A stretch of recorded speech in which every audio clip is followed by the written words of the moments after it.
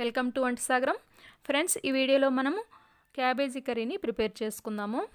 మామూలుగా కాకుండా కుక్కర్లో తక్కువ ఇంగ్రీడియంట్స్తో తక్కువ టైంలో చాలా టేస్టీగా దీన్ని ప్రిపేర్ చేసుకుందాము. ఈ వీడియోని స్కిప్ చేయకుండా ఎండ్ వరకు చూడండి. నచ్చితే కంపల్సరీ లైక్ చేసి మీ ఫ్రెండ్స్ కూడా షేర్ చేయండి. అలాగే మన ఛానల్ని సబ్స్క్రైబ్ చేసుకోవడం మాత్రం అసలు మర్చిపోకండి. క్యాబేజీని కట్ చేసుకొని ఉప్పు నీళ్ళలో యాడ్ చేసుకోండి. ఈ కర్రీని కుక్కర్లో వండుకుంటున్నాం కాబట్టి ముందుగానే ఉప్పు నీళ్ళలో యాడ్ చేసుకున్నట్లయితే ఉప్పు ఆకులకి పట్టి కర్రీ టేస్టీగా తయారవుతుంది. ఇప్పుడు కర్రీ ప్రిపరేషన్ని చూద్దాం.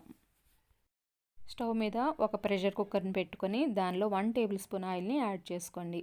ఆయిల్ హీట్ ఎక్కిన తర్వాత 1/2 టీ స్పూన్ ఆవాలు, 1/2 టీ స్పూన్ జీలకర్ర యాడ్ చేసుకోండి.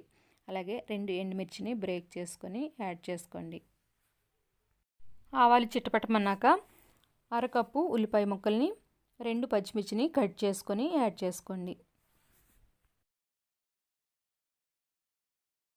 ఇప్పుడు కొద్దిగా కరివేపాకును కూడా యాడ్ చేసుకొని ఒకసారి మిక్స్ చేసుకోండి. ఆనియన్ వేగిన తర్వాత 1/2 టీ స్పూన్ అల్లం వెల్లుల్లి పేస్ట్ని యాడ్ చేసుకొని పచ్చివాసన పోయే వరకు ఫ్రై చేసుకోండి. ఇప్పుడు కట్ చేసి పెట్టుకున్న క్యాబేజీని యాడ్ చేసుకోండి. ఈ కర్రీకి నేను తీసుకున్న క్యాబేజీ ఇంచుమించుగా 1/2 కేజీ ఉంటుంది.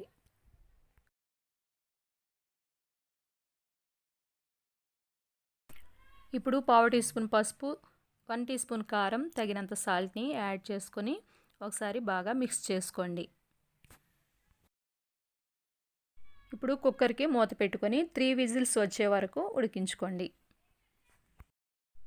3 విజిల్స్ వచ్చిన తర్వాత స్టవ్ ఆఫ్ చేసుకొని ప్రెషర్ అంతా పోయిన తర్వాత మూత తీసి ఈ కర్రీని సర్వింగ్ బౌల్లోకి ట్రాన్స్ఫర్ చేసుకోండి.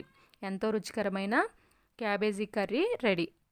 ఫ్రెండ్స్, ఈ రెసిపీ మీకు నచ్చినట్లయితే కంపల్సరీ లైక్ చేయండి, మీ ఫ్రెండ్స్కి కూడా షేర్ చేయండి. అలాగే మన ఛానల్ని సబ్స్క్రైబ్ చేసుకోవడం మాత్రం అసలు మర్చిపోకండి. Thanks for watching.